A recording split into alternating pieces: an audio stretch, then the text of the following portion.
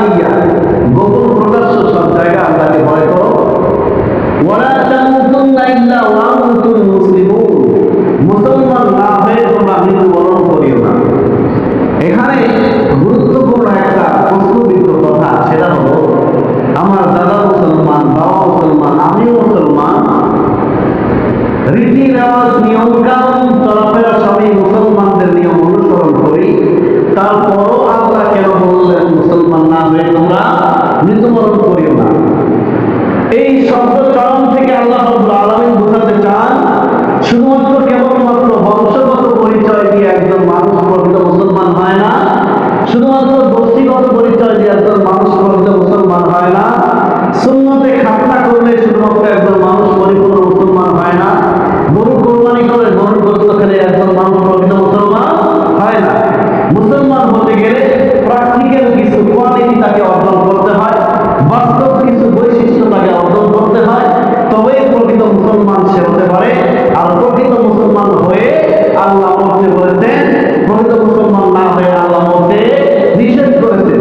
তাহলে এই কথা যদি আমরা একটু চিন্তা করি, যেখানে আল্লাহ বললেন মুসলমান না হয়ে মৃত্যুবরণ করিও না, তাহলে আমরা যদি মুসলমান না হয়ে মৃত্যুবরণ করি তাহলে ফলটা কি ভালো হবে?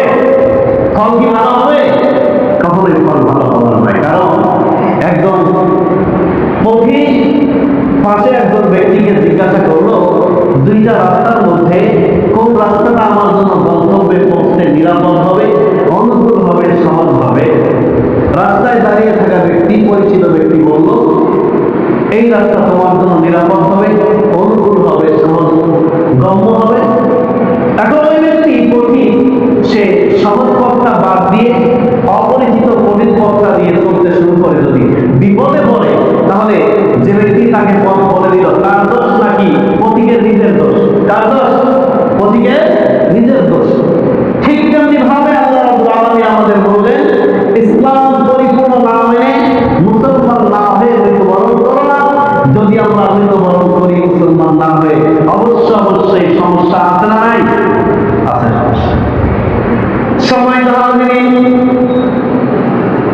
ইসলাম শব্দটা নিয়ে যদি আমরা ব্যাখ্যা করি, সিন লাম মিম সিলকুল শব্দ কালাম থেকে ব্যাখ্যা করে এই শব্দের চারণ হয়েছে, গঠিত হয়েছে, রূপান্তর হয়েছে। সালাম শব্দের অর্থ শান্তি। গোটা পৃথিবীর সব মানুষ যদি সমস্যারে একত্রে মিলে চেষ্টা করে পৃথিবীর পরিবেশটাকে শান্ত করে দেবে, ব্যক্তিগত জীবন, পারিবারিক জীবন, সামাজিক জীবন, রাষ্ট্রীয় জীবন, আন্তর্জাতিক জীবন, প্রত্যেকটা জীবনকে শান্তিতে পরিপূর্ণ করে দিবে। সেখানে ইসলাম যদি তার না থাকে, সারাটি জীবন চেষ্টা করেও একটা জায়গাও শান্তি প্রতিষ্ঠা করা সম্ভব নাকি? সম্ভব। কারণ শান্তি আসে আল্লাহর পক্ষ থেকে, যার মাধ্যমে শান্তি আসে সেই জিনিস আর সেই মাধ্যম যদি আমরা না মানি, পশ্চিমকালে আমাদের জীবনে শান্তি আসতে পারে না, ঠিক না? এজন্য আল্লাহ রাব্বুল আলামিন বললেন, ইয়া আইয়ুহাল্লাযীনা আমানু, হে ঈমানদারেরা, উদখুলু, তোমরা প্রবেশ করো, ফিস-সিলমি, ইসলামের ভিতরে, কাফাতান, পরিপূর্ণভাবে, পূর্ণাঙ্গভাবে তোমরা ইসলামে প্রবেশ করো। এই পূর্ণাঙ্গভাবে ইসলামের প্রবেশ যদি আমরা চিন্তা করি, পয়গম্বর ইব্রাহিম আলাইহিস সালাতু ওয়াস সালাম তিনি যখন তাওহীদের অন্বেষণ করছিলেন, আল্লাহর পরিচয় তিনি যখন তালাশ করছিলেন, ঠিক সেই সময় আল্লাহ রাব্বুল আলামিন বললেন, ইয ক্বালা লাহু রাব্বুহু আসলিম, যখন তার রব তাকে বললেন, হে পয়গম্বর ইব্রাহিম, তাওহীদের পরিচয় তোমাকে পেতে হলে, আল্লাহর পরিচয় তোমাকে পেতে হলে, তোমার নিজের পরিচয় তোমাকে পেতে হলে সর্বপ্রথম যে কাজটা করতে হবে সেটা হলো তুমি আগে ইসলাম গ্রহণ করো, আমি আল্লাহর আনুগত্য স্বীকার করো। সর্বপ্রথম কাজ কি হবে? আমি আল্লাহর আনুগত্য স্বীকার করো। কারণ তুমি যদি আনুগত্য স্বীকার করো তাহলে ফলটা কি হবে? তুমি আত্মসমর্পণকারী হয়ে যাবে। আত্মসমর্পণ মানে গোলাম হয়ে যাওয়া, মনিবের হুকুম মেনে চলা। পৃথিবীতে যত প্রাণী দেখতে পাই না কেন, আমরা যত কিছুই দেখতে পাই না কেন, যে ব্যক্তি কারো ডিরেকশন আর দিক নির্দেশনা মেনে চলে, দিক নির্দেশনা মেনে চললে, প্রকৌশলী হলে, প্রশিক্ষণ প্রাপ্ত হলে, ওই ব্যক্তির দাম সাধারণ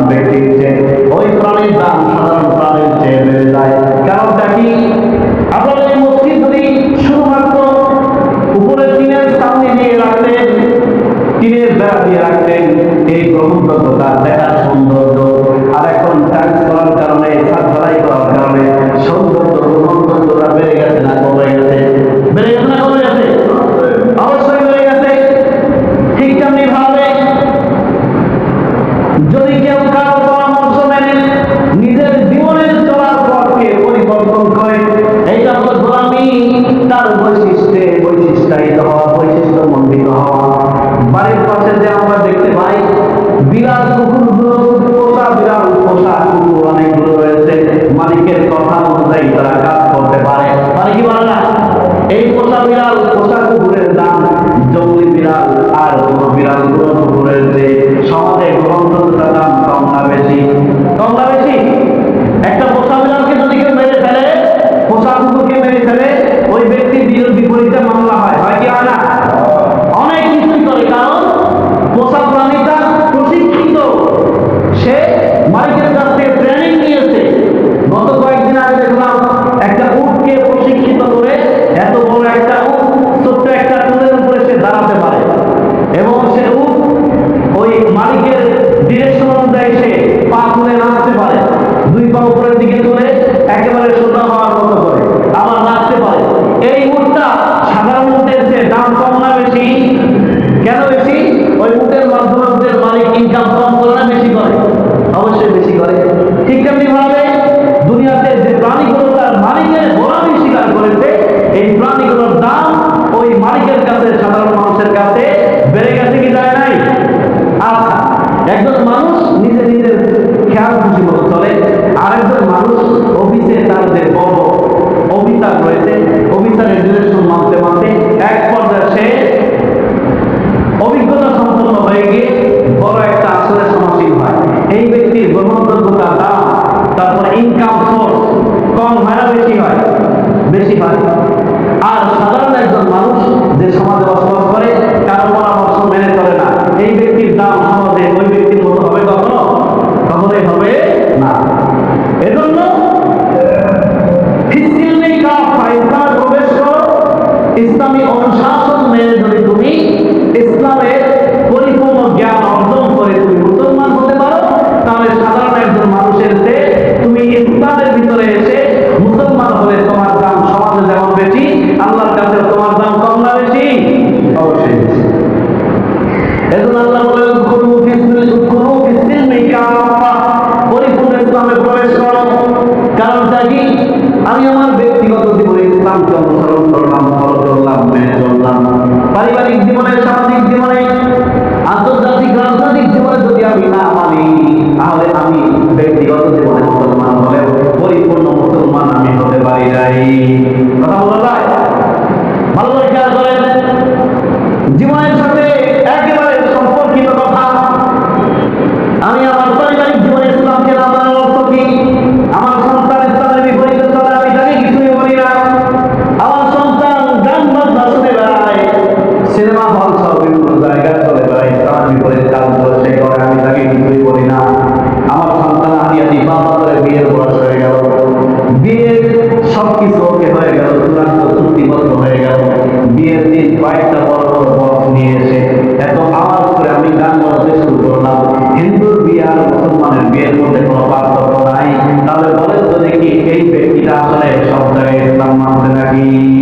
মানছে ইসলাম? যার কারণে কি হলো, পারিবারিক জীবনে বিবাহ অনুষ্ঠান যদি আমরা ইসলামকে না মানি, ইসলাম মানেই হলো শান্তি, সালাম থেকে এসেছে, ওই পরিবারের শান্তি আছে না, দাম্পত্য জীবনের শান্তি আছে না। হয়তো কিছুদিন পরে মেয়েটা অন্য কারোর সঙ্গে সম্পর্ক জুড়ে যায়, ছেলেটা অন্য কোনো মেয়ের সঙ্গে সম্পর্ক জুড়ে যায়, কিছুদিন গেলে দুজনের মধ্যে বিচ্ছিন্নতা, বিভেদ দেখা যায়। এরকম ঘটনা হয় কি হয় না? হয় কি হয় না? হাজারবার রেজিস্ট্রি করা হয়, রেজিস্ট্রির কোনো বালাই নাই, গ্রহণযোগ্যতা নাই, এতবার তাদের মধ্যে বিবাহ বিচ্ছেদ হয়, দাম্পত্য কলহ সৃষ্টি হয়, যার পরিবারে কোনো শান্তি বা শান্তির কোনো লেশমাত্র খুঁজে পাওয়া যায় না। এর একটাই কারণ হলো, ইসলাম পরিবারে আমরা পুনরায় পরিপূর্ণভাবে প্রতিষ্ঠা করতে পারি নাই। ইসলাম যদি পরিবারে প্রতিষ্ঠা করতে পারতাম, আমরা দুনিয়াতে বাস করতাম, পরিবারটা জান্নাতি পরিবার হয়ে যেত। ঠিক না? কেমন পরিবার হতো? জান্নাতি পরিবার হয়ে যেত।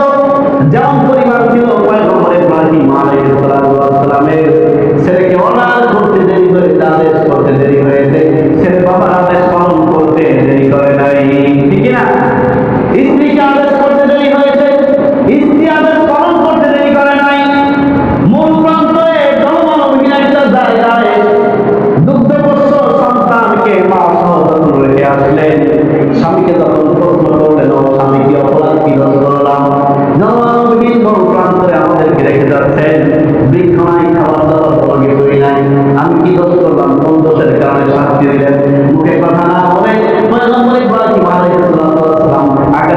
আঙ্গুল দিয়ে ইশারা করলেন, এটা আমার হুকুম নয়, আমার কোনো কাজ নয়, আল্লাহর হুকুমে আমি তোমাদেরকে এখানে রেখে যাচ্ছি। আর কোনো